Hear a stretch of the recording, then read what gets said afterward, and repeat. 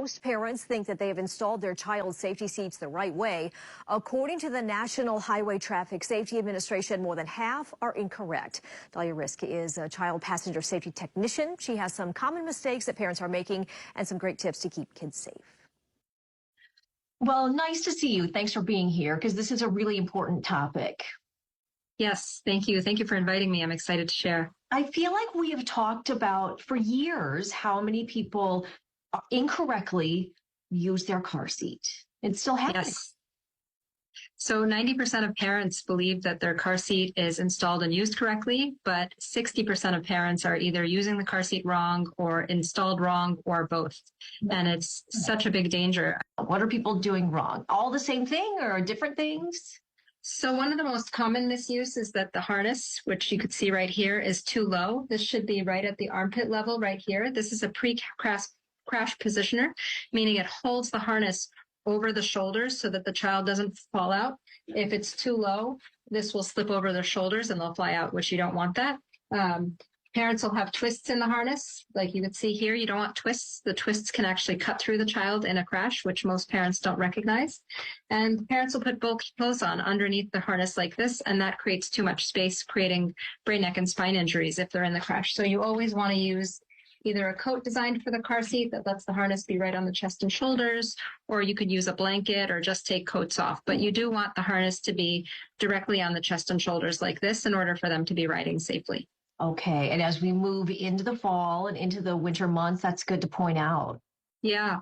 Another common thing that parents do miss is that the latch system, that little hook thing that plugs into the back of the car, actually has a weight limit. Most parents don't know that. So it's 65 pounds, and that includes the weight of the car seat.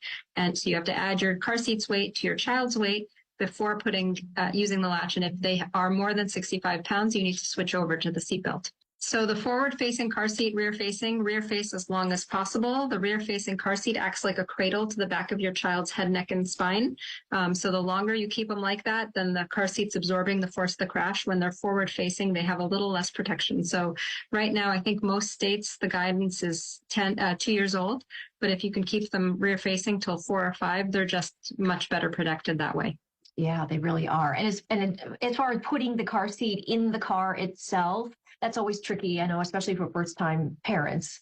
It is tricky. You know, it almost sometimes feels like you need a degree. You have to look at the car seat manual. You have to look at your car. Some car seats don't fit some cars. I had a car seat that was like that. I'm like, I can't get this in right. And then I went to see a child passenger safety tech. They're like, because these two are not compatible. I'm like, is that even a thing? Like, who knew that?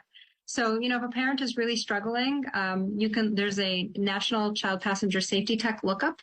You can look up who your local child passenger safety tech is, set up a meeting. Usually they're free, and meet with them, and they're going to walk you through all the steps of how to get the car seat in safely, how to adjust the harness safely, and then you know your child is riding well, and it's one less thing to worry about. As a parent, we just have too much to worry about to begin with. It's probably also a good idea maybe to do a refresher because it does become sort of habit. You put the kid in and you know, we all do it where you think you're doing it right because you've done it so many times and for so long, but maybe a good little check to make sure you're doing it right. You're right on the money. The statistics show that first-time parents are more likely to have their child in correctly, and then the parents that are on the second or the third are a little bit more lax. So a refresher is, and I know for my third one, like I was not on top of things like the first. Right. That's how we do it. Okay, good. So what's your best advice? I mean, bottom line, like, what do you want parents to know? You know, I think taking the time to learn about car seat safety, it seems overwhelming, but once you know it, it becomes second habit. And the thing is, you just don't want to have to learn about it after the crash. You know, you hope that crashes never happen. Prevention is the best thing to do. You learn it once, do it once, and then you just don't have to worry about it. Yeah, good. All right. Well, great advice. We really, really appreciate it, especially going to this busy travel weekend.